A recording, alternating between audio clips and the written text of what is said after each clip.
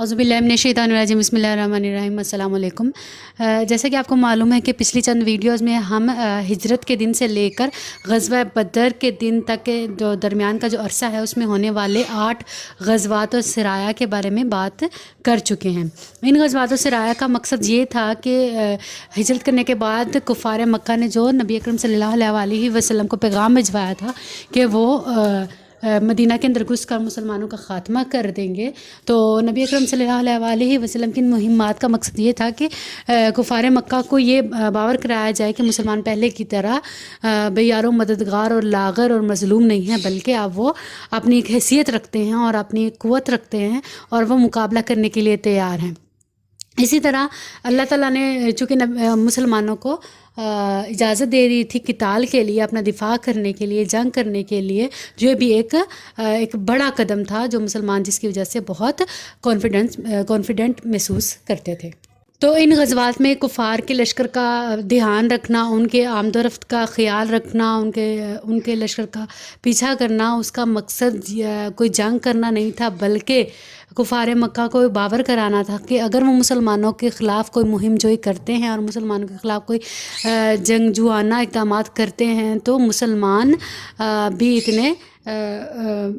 سوئے ہوئے نہیں ہیں۔ اور دوسری سب سے بڑی بات، جو مکہ سے شام کی طرف تجارت کا جو راستہ تھا جو مدینہ کے پاس سے گزرتا تھا، وہ اہل مکہ کے لیے ایک بڑا چیلنج بن سکتا تھا، کیونکہ مسلمان وہاں پہ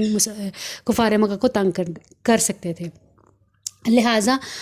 کفار مکہ کو اس جنگجوانہ جو اقدام ہے ان سے باز رکھنا تھا۔ لیکن ان 8 غزوات و سرایا کے نتیجے میں جو سب سے پہلے ایک جھڑپ ہوئی جو کہ ایک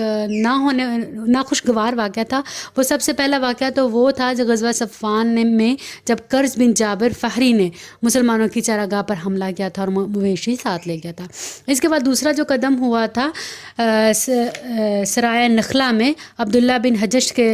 سرکردگی میں، جس میں ایک شخص جو ہے وہ قتل ہو گیا تھا اور قیدی آ گئے تھے، 2 قیدی مسلمانوں کے ہاتھ آ گئے تھے، حالانکہ نبی اکرم صلی اللہ علیہ وسلم نے قیدیوں کو آزاد کر دیا تھا اور قتل ہونے والے شخص کو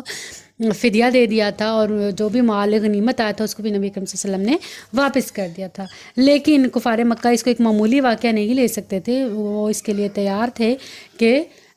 مسلمانوں کا مقابلہ کیا جائے۔ اسی کے ساتھ ساتھ غزوہ ذو العشیرہ میں جو ابو سفیان کی سرپرستی میں جو قافلہ شام کی طرف روانہ ہوا تھا، اس کی واپسی کا ٹائم آ چکا تھا، اور اسی قافلے کی جو واپسی تھی، مسلمانوں نے جب اس کا پیچھا کرنا چاہا تو یہ غزوہ بدر کا ایک بڑا معرکہ جو ہے وہ انجام پذیر ہوا، اور یہ سب سے بڑا سبب تھا غزوہ بدر کا۔ اسی قافلے کے تعاقب میں مسلمان مدینہ سے نکلے تھے، اور ادھر سے ابو سفیان نے مکہ میں پیغام بھجوایا کہ اپنے قافلے کی حفاظت کے لیے آپ لوگ تیار ہو جائیں۔ تو ابو جہل اپنی سرپرستی میں 1000 لوگوں کا قافلہ لے کر آیا، اور یہی ٹکراؤ جو ہے ابو سفیان کے قافلے کے ساتھ تو نہ ہو سکا، لیکن نبی اکرم صلی اللہ علیہ وسلم کا جو سامنا تھا وہ ابو جہل کے قافلے کے ساتھ ہو گیا۔ اور مسلمان جب غزوہ بدر کے مقام پر پہنچے تو وہ باقاعدہ سامان جنگ اور بہت زیادہ فوج لے کر نہیں گئی تھی، اسی لیے مسلمانوں کی تعداد 313 تھی اور ابو جہل کے قافلے کی تعداد 1000 کے قریب تھی۔ تو لہٰذا یہ جو واقعات ہیں، یہ جو غزوہ ذی العشیرہ کے دوران جو قافلہ شام پہ گیا تھا تجارت کے لیے، جس کی واپسی پر جو بھی حالات پیش آئے وہی غزوہ بدر کا باعث بنے تھے۔ اگلی ویڈیو میں ہم بات کریں گے غزوہ بدر کے واقعات پر۔ اگلی ویڈیو تک کے لیے السلام علیکم ورحمۃ اللہ وبرکاتہ۔